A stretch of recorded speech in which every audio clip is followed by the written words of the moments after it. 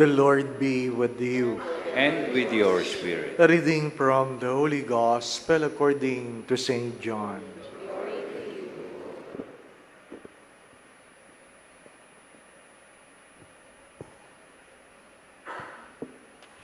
Jesus answered the Jews, "My Father is at work until now, so I am at work."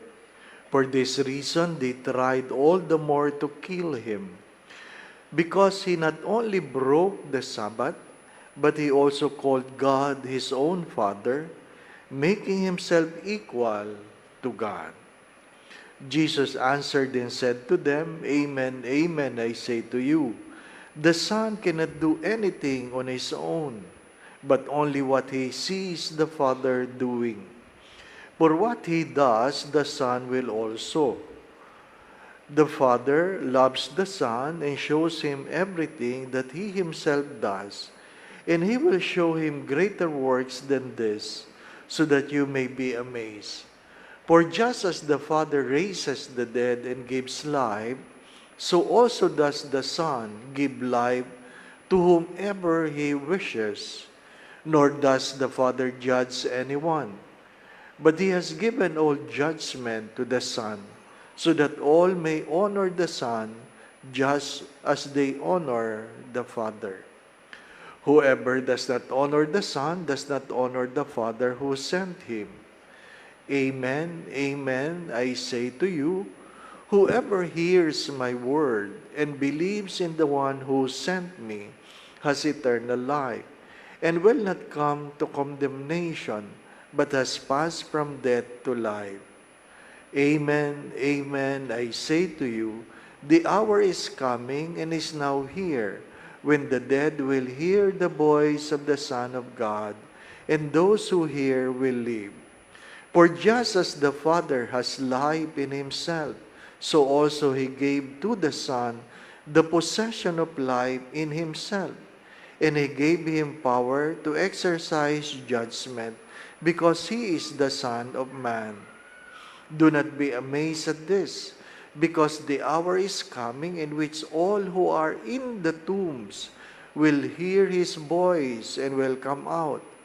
Those who have done good deeds to the resurrection of life, but to those who have done wicked deeds to the resurrection of condemnation. I cannot do anything on my own. I judge as I hear, and my judgment is just, because I do not seek my own will, but the will of the one who sent me."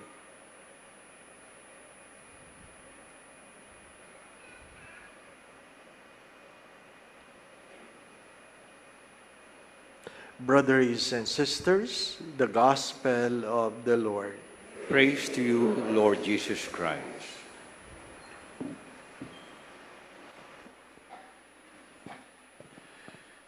The readings is so simple and so direct.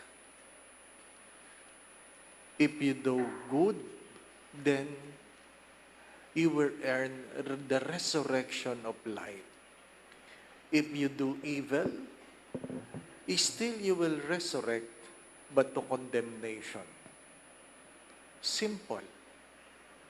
Lahat mabubuhay muli ang gumagawa ng mabuti sa buhay na walang hanggan, yung gumagawa ng masama sa buhay, sabi nga, ng paghusga. What is the first reading trying to tell us? It reminds us that you have no reason to do evil. Why? Because in the very beginning, God has cared for you. God has cared for you. Second, in spite of your sinfulness, God has never forgotten you. He uses the relationship between a mother and a child. A mother never forgets her children, regardless. God will never forget you. As many times I have said this, there is nothing you can do to make God love you less, and there is nothing you can do to make God love you more. because the love of God for you is complete and perfect. What is the challenge? The challenge is how we repay God in the kind of life we live. And simple, good resurrection to the life, wicked to the dead, to the damnation. Now, many times I have said this, that it is not enough that you do good. You must do good for the right reason. You will not simply go to heaven by doing good. You must do good for the right reason. And I would like to invite you to a very concrete example. And what is that? Nowadays, because of the war, people are praying for peace. In all masses, we pray for peace. In your own way, you pray for peace. I guess I am right. Tama po ba? But if you ask people, why do you pray for peace? And this is the most scandalous answer. Why do you pray for peace? Kasi, Father, pag hindi sila tumigil, tumataas ang presyo ng krudo. This is a very scandalous answer.